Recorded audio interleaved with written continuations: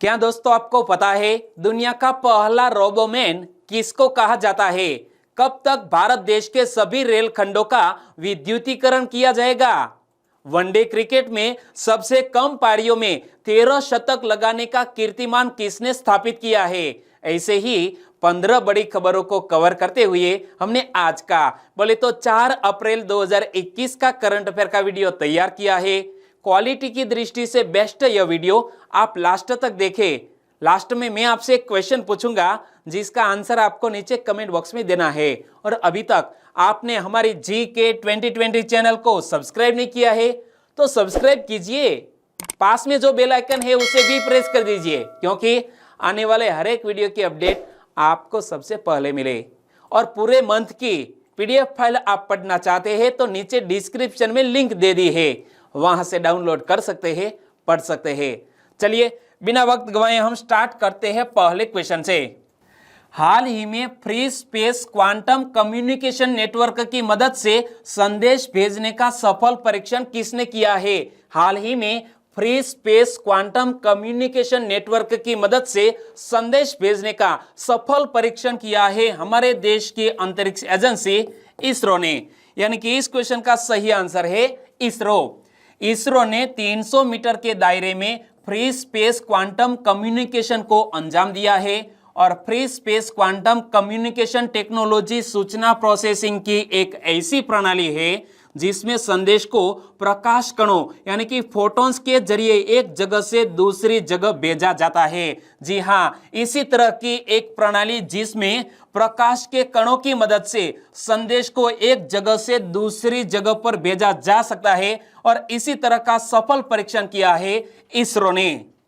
और इसरो के मुताबिक यह परीक्षण क्वांटम प्रौद्योगिकियों का इस्तेमाल करके बिना किसी शर्त सुरक्षित सैटेलाइट डेटा संचार की दिशा में एक प्रमुख मील का पत्थर साबित होगा।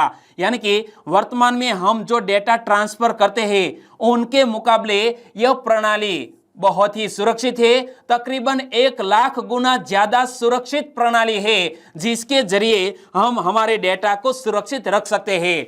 और भारत का इस दिशा में हालिया कीर्तिमान इस लिहाज से एक बड़ी उपलब्धि मानी जा रही है क्योंकि इसरो ने पहले ही प्रयास में, जी हाँ, इसरो ने पहले ही प्रयास में इस तकनीक का सफल परीक्षण स्वदेशी उपकरणों के बूते कर लिया। हमारे मेड इन इंडिया उपकरणों से इसी तरह की टेक्नोलॉजी का सफल परीक्षण किया है इसरो ने।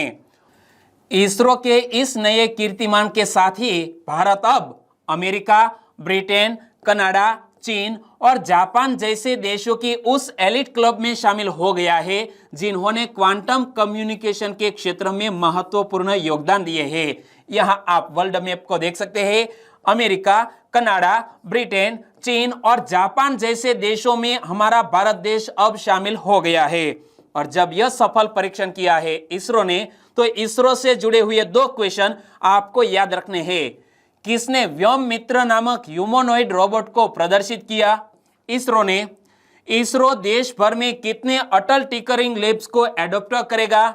इसरो हमारे भारत देश में 100 अटल टिंकरिंग लैब्स को एडॉप्ट करेगा। और इसरो की स्थापना कब हुई? 15 अगस्त 1969 को। इसरो के स्थापक कौन है? विक्रम अंबालाल साराभाई। इसरो का हेडक्वार्टर कहां पर स्थित है? इसरो का हेडक्वार्टर बेंगलुरु में स्थित है। और इसरो दोस्तों, इसरो के वर्तमान अध्यक्ष कौन है? सिंपल सा क्वेश्चन है, आंसर देना है आपको नीचे कमेंट बॉक्स में। दूसरा क्वेश्चन, हर नागरिक को हेल्थ इंश्योरेंस देने वाला देश का पहला राज्य कौन बन गया? हर नागरिक को हेल्थ इंश्योरेंस देने वाला देश का पहला राज्य बन गया है राजस्थान। यानी कि इस क्वेश्चन का सही आंसर है राजस्थान। और इमेज में आप देख सकते हैं राजस्थान के मुख्यमंत्री अशोक गहलोत, और उन्होंने हाल ही में यह चिरंजीवी योजना लॉन्च की है जिसका पूर्ण नाम है मुख्यमंत्री चिरंजीवी स्वास्थ्य बीमा योजना। राजस्थान सरकार ने 1 अप्रैल को कैशलेस मेडिक्लेम योजना की शुरुआत कर दी है और इसके तहत प्रत्येक परिवार को 5 लाख तक स्वास्थ्य बीमा मिलेगा। और 1 अप्रैल से चिरंजीवी हेल्थ इंश्योरेंस स्कीम के लिए रजिस्ट्रेशन भी शुरू हो गए हैं। और जब बात करते हैं राजस्थान के, तो कुछ दिन पहले ही मैंने आपको बताया था राजस्थान दिवस कब मनाया गया? 30 मार्च को प्रति वर्ष राजस्थान अपना राज्य दिवस मनाता है। राजस्थान दिवस कब? 30 मार्च को। और तब भी मैंने आपको राजस्थान के राज्य प्रतीक के बारे में बताया था। यदि आपको याद है तो मेरे साथ साथ बोलिए। राजस्थान का राज्य पुष्प क्या है? रोहिड़ा। राजस्थान का राज्य वृक्ष क्या है? खेजड़ी। राजस्थान का राज्य पक्षी क्या है? गोडावण यानी कि ग्रेट इंडियन बस्टर्ड। और राजस्थान का राज्य नृत्य है घूमर। तो राजस्थान का राज्य खेल है बास्केटबॉल। और राजस्थान के 2 राज्य पशु है, चिंकारा और ऊंट। क्या? चिंकारा और ऊंट। और यहां जब राजस्थान की बात आती है तो यहां मैंने आपको राज्य प्रतीक के बारे में क्यों बताया? क्योंकि अक्सर रेलवे की जो एग्जामिनेशन होती है इनमें राज्य प्रतीक से जुड़ा हुआ क्वेश्चन पूछ लिया जा सकता है। तीसरा क्वेश्चन, ईस्टर का त्योहार किसके पुनर्जीवन के उत्सव के रूप में मनाया जाता है? ईस्टर का त्योहार ईसा मसीह के पुनर्जीवन के उत्सव के रूप में मनाया जाता है। यानी कि इस क्वेश्चन का सही आंसर है ऑप्शन सी, ईसा मसीह के पुनर्जीवन के उत्सव के रूप में ईस्टर का त्योहार मनाया जाता है। और आज ही मनाया जा रहा है, 4 अप्रैल को, बोले तो रविवार को। गुड फ्राइडे ईसा मसीह के संघर्ष और बलिदान की याद दिलाता है। और नागालैंड में ईसाई समुदाय के लोग गुड फ्राइडे के अवसर पर उपवास रखते हैं। और 4 अप्रैल को यानी कि आज ही देश ईस्टर मना रहा है। और जीसस क्राइस्ट के पुनर्जीवन के उत्सव के रूप में ईस्टर का त्योहार मनाया जाता है। और प्रतीकात्मक रूप से कहे तो ईस्टर जीवन की नई शुरुआत से जुड़ा है। और ईस्टर उम्मीदों के पुनर्जीवित होने का भी प्रतीक है। चौथा क्वेश्चन, दुनिया का पहला रोबोमैन किसको कहा जाता है? दुनिया का पहला रोबोमैन कहा जाता है पीटर स्कॉट मॉर्गन को। यानी कि इस क्वेश्चन का सही आंसर है पीटर स्कॉट मॉर्गन, जो एक साइंटिस्ट है और उन्हें दुनिया का पहला रोबोमैन कहा जाता है। यानी कि इस क्वेश्चन का सही आंसर है पीटर स्कॉट मॉर्गन। इमेज में आप देख सकते हैं। डॉक्टर पीटर स्कॉट मॉर्गन को मोटर न्यूरॉन नाम की एक घातक बीमारी थी, जिसके कारण उनकी मांसपेशियां बर्बाद हो रही थी और उनके शरीर के कई अंग काम करना बंद करने लगे थे।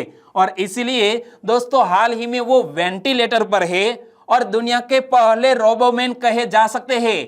और इसके बाद उन्होंने विज्ञान का सहारा लिया और रोबोटिक्स का उपयोग करके अपने जीवन को एक नया आयाम दिया। ब्रिटेन के इस वैज्ञानिक ने खुद को रोबोमैन के रूप में बदल लिया है। क्यों? क्योंकि डॉक्टर मॉर्गन अब वेंटिलेटर से ही सांस लेते हैं। इमेज में आप देख सकते हैं। और उन्होंने बताया कि रोबोमैन बनाने की प्रेरणा उन्हें साइंस फिक्शन कॉमिक के कैरेक्टर साइबॉर्ग से मिली है। कहां से? साइबॉर्ग से मिली है। और साइबॉर्ग आधा इंसान और आधा रोबोट होता है। और हमारे यह साइंटिस्ट डॉक्टर मॉर्गन भी अब आधा इंसान और आधा रोबोट बन गए हैं। पांचवा क्वेश्चन, बिम्स्टेक की 17वीं मंत्रिस्तरीय बैठक में भारत का प्रतिनिधित्व किसने किया है? बिम्स्टेक की 17वीं मंत्रिस्तरीय बैठक में भारत का प्रतिनिधित्व हमारे देश के विदेश मंत्री एस जयशंकर ने किया। यानी कि इस क्वेश्चन का सही आंसर है ऑप्शन डी, एस जयशंकर। लेकिन यहां एक शब्द आया बिम्स्टेक। तो बिम्स्टेक यहां बे ऑफ बंगाल के अगल बगल में जो देश स्थित है उनसे बना हुआ एक संगठन है।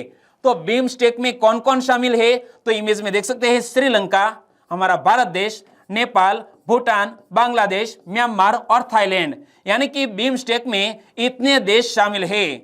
और हाल ही में यह बिम्स्टेक की 17वीं मंत्रिस्तरीय बैठक में भारत की तरफ से हिस्सा लिया है एस जयशंकर ने। इमेज में आप देख सकते हैं।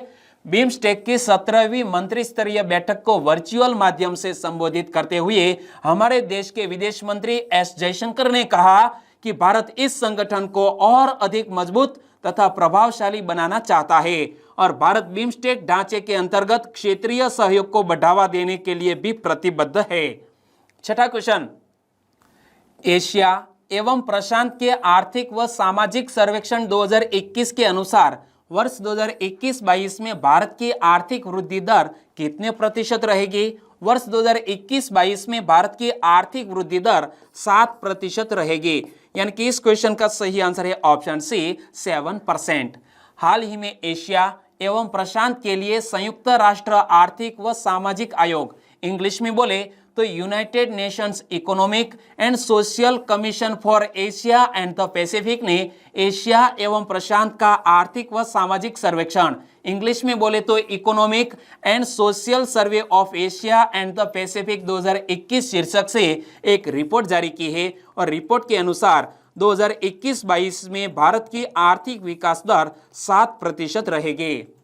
और एशिया और प्रशांत के लिए संयुक्त राष्ट्र आर्थिक और सामाजिक आयोग की बात करें तो यह एशिया प्रशांत क्षेत्र के लिए संयुक्त राष्ट्र की एक क्षेत्रीय विकास शाखा है और यह 53 सदस्य देशों और 9 एसोसिएटेड सदस्यों से बना एक आयोग है जिसकी स्थापना 1947 में की गई थी। और इसका मुख्यालय कहां पर स्थित है? थाईलैंड के बैंकॉक शहर में इसका हेडक्वार्टर स्थित है। और उद्देश्य है यह सदस्य राज्यों हेतु परिणामोन्मुखी परियोजनाओं के विकास, तकनीकी सहायता प्रदान करने और क्षमता निर्माण जैसे महत्वपूर्ण कार्य करता है। 7वां क्वेश्चन, हाल ही में नीलिमा रानी माय मदर माय हीरो नामक पुस्तक का विमोचन किसने किया? नीलिमा रानी माय मदर माय हीरो पुस्तक का विमोचन किया है हमारे देश के उपराष्ट्रपति एम वेंकैया नायडू जी ने। यानी कि इस क्वेश्चन का सही आंसर है एम वेंकैया नायडू। इमेज में आप देख सकते हैं पुस्तक का विमोचन करते हुए। तो श्री एम वेंकैया नायडू ने भुवनेश्वर में राजभवन में नीलिमा रानी माय मदर माय हीरो नामक पुस्तक का विमोचन करने के बाद जन समूह को संबोधित करते हुए अपनी माता, मातृभाषा, मातृभूमि और पैतृक स्थान को सम्मान देने पर जोर दिया। और नीलिमा रानी माय मदर माय हीरो किताब की बात करें तो लोकसभा सदस्य डॉक्टर अच्युत सामंत द्वारा लिखी गई। तो यह किताब किसने लिखी है? डॉक्टर अच्युत सामंत ने लिखी है, वो लोकसभा के सदस्य है। और यह पुस्तक उनकी स्वर्गीय माता श्रीमती नीलिमा रानी की जीवनी है। ओके, 8वां क्वेश्चन, ब्रिटिश सरकार द्वारा देश में पहला सैन्य फार्म कहां स्थापित किया गया था? ब्रिटिश सरकार द्वारा देश में पहला सैन्य फार्म स्थापित किया गया था इलाहाबाद में। यानी कि इस क्वेश्चन का सही आंसर है ऑप्शन डी, इलाहाबाद। आपको यह हिस्ट्री का क्वेश्चन लगता होगा, लेकिन यह हाल ही में पहला सैन्य फार्म सुर्खियों में क्यों आया? तो देखो, हाल ही में भारतीय सेना की सैन्य फार्म सेवा को औपचारिक रूप से बंद कर दिया गया। और ज्ञात हो कि देश में पहला सैन्य फार्म वर्ष 1889 में इलाहाबाद में ब्रिटिश सरकार द्वारा स्थापित किया गया था, जहां से मैंने यह क्वेश्चन सेट किया। और ब्रिटिश सरकार द्वारा स्थापित सैन्य फार्म का प्राथमिक उद्देश्य क्या था? भारतीय सैनिकों के लिए पोषक दूध की आपूर्ति सुनिश्चित करना। दूध और मक्खन की आपूर्ति के अलावा सैन्य फार्म्स द्वारा भारतीय सेना की पशु परिवहन इकाइयों को घास की आपूर्ति भी की जाती थी। और स्वतंत्रता प्राप्ति के समय संपूर्ण भारत में 103 सैन्य फार्म्स में 30,000 से अधिक मवेशी मौजूद थे। और पिछली एक सदी से अधिक समय से ये सैन्य फार्म अपनी समग्र प्रतिबद्धता के साथ प्रति वर्ष 3.5 करोड़ लीटर दूध और 25,000 मीट्रिक टन चारे की आपूर्ति कर रहे थे। 9वां क्वेश्चन, हाल ही में आर्मी वॉर कॉलेज ने अपनी स्वर्ण जयंती मनाई। यह संस्थान किस राज्य में स्थित है? हाल ही में आर्मी वॉर कॉलेज ने अपनी स्वर्ण जयंती 50 वर्ष पूर्ण होने के अवसर पर मनाई। और यह army war memorial Madhya Pradesh के महू में स्थित है। यानी कि इस क्वेश्चन का सही आंसर है मध्य प्रदेश का Mhow. Army war college Mhow ने भारतीय सेना के प्रमुख प्रशिक्षण संस्थान के रूप में अपनी स्थापना के 50 गौरवशाली वर्षों के उपलक्ष्य में 1 अप्रैल को अपनी स्वर्ण जयंती मनाई। कब? 1 अप्रैल को। हाल ही में समारोह का समापन सेना प्रमुख जनरल एम नरवणे ने प्रथम दिन कवर का विमोचन कर और आर्मी वॉर कॉलेज पर ई बुक का शुभारंभ करके किया। और इस ऐतिहासिक मौके पर गोल्डन जुबिली ट्रॉफी का भी अनावरण किया गया। और आर्मी वॉर कॉलेज महू की बात करें तो इस कॉलेज की स्थापना कब हुई? 1 अप्रैल 1971 को। और आर्मी वॉर कॉलेज का आदर्श वाक्य क्या है? युद्धाय कृत निश्चयः। और इसका अर्थ क्या होता है? युद्ध के लिए निश्चय करके खड़ा हो जा।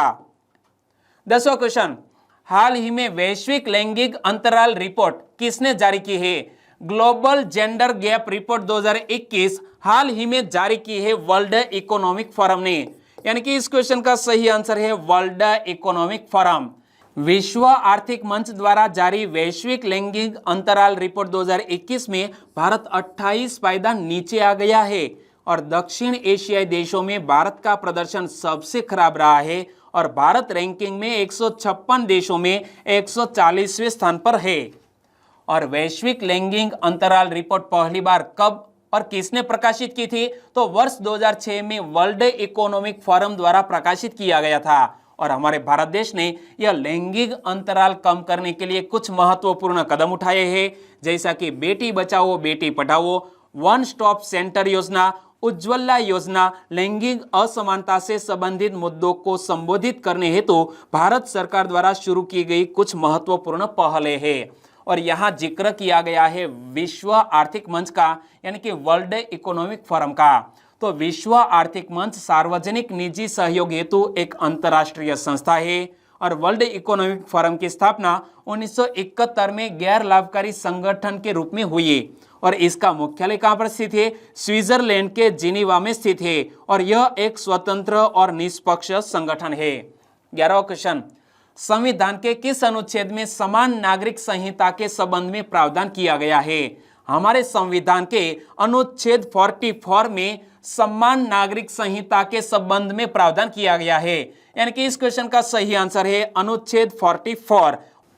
हाल ही में तलाक और गुजारा भत्ता पर समान नागरिक संहिता के विरुद्ध सर्वोच्च न्यायालय में एक याचिका दायर की गई है और इसीलिए आर्टिकल 44 सुर्खियों में आया है। समान नागरिक संहिता पूरे देश के लिए एक समान कानून के साथ ही सभी धार्मिक समुदायों के लिए विवाह, तलाक, विरासत, गोद लेने आदि कानूनों में भी एकरूपता प्रदान करने का प्रावधान करती है। हमारे कॉन्स्टिट्यूशन में इसी तरह का जो प्रावधान किया गया है उनके बारे में मैं आज आपको डिटेल में बताऊं तो संविधान के अनुच्छेद 44 में वर्णित है कि राज्य भारत के पूरे क्षेत्र में नागरिकों के लिए एक समान नागरिक संहिता सुनिश्चित करने का प्रयास करेगा और अनुच्छेद 44 संविधान में वर्णित राज्य के नीति निर्देशक तत्वों में से एक है। ओके, 12वां क्वेश्चन, वित्त वर्ष 2020-21 में प्रतिदिन कितने किलोमीटर राजमार्गों का निर्माण किया गया?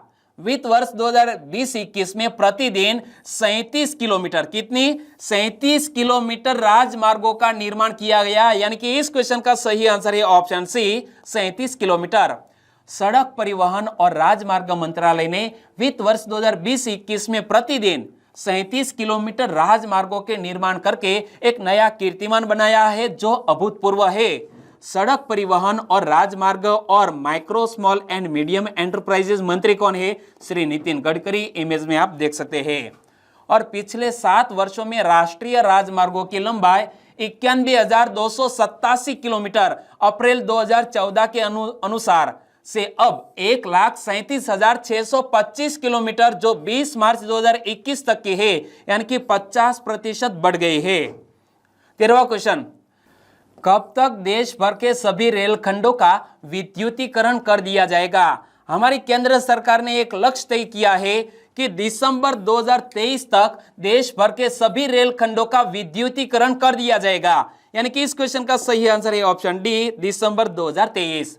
और रेलवे ने एक ही वर्ष 2020-21 के दौरान 6000 किलोमीटर से अधिक रेल लाइनों के विद्युतीकरण का काम किया है, जो एक नया रिकॉर्ड है। और इससे पहले वर्ष 2018-19 में 5000 किलोमीटर रेल लाइन का विद्युतीकरण कर दिया गया था, जो उस समय का सबसे अधिक किया गया विद्युतीकरण था। लेकिन 2020-21 में यह नया कीर्तिमान स्थापित किया गया। और रेलवे ने आयात होने वाले पेट्रोलियम आधारित ऊर्जा पर निर्भरता कम करने के उद्देश्य से हाल के वर्षों में विद्युतीकरण पर अधिक ध्यान केंद्रित किया है और 2007 से 2014 की अवधि की तुलना में पिछले 7 सालों में विद्युतीकरण का काम 5 गुना अधिक हुआ है।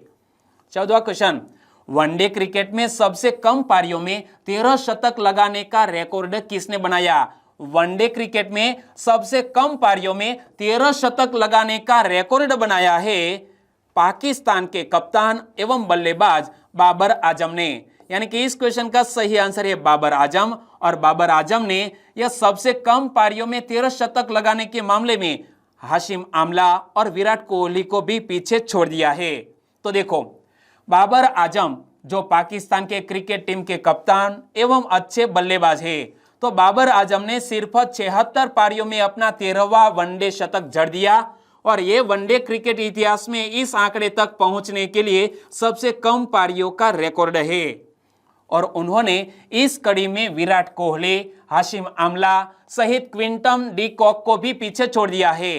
बाबर आजम जो पाकिस्तान के कप्तान एवं बल्लेबाज है, उन्होंने 76 पारियों में 13 वनडे शतक लगाए। तो हाशिम आमला जो दक्षिण अफ्रीका के क्रिकेटर है, उन्होंने 83 पारियों में 13 वनडे शतक लगाए। और हमारे भारत देश के कप्तान एवं अच्छे बल्लेबाज विराट कोहली ने 86 पारियों में 13 वनडे शतक लगाए। तो इस मामले में बाबर आजम टॉप पर पहुंच गए हैं। 15वां क्वेश्चन, 2023 आईबा मेंस वर्ल्ड बॉक्सिंग चैंपियनशिप का आयोजन कहां किया जाएगा? 2023 के आईबा मेंस वर्ल्ड बॉक्सिंग चैंपियनशिप का आयोजन ताशकंद में किया जाएगा। यानी कि इस क्वेश्चन का सही आंसर है ताशकंद।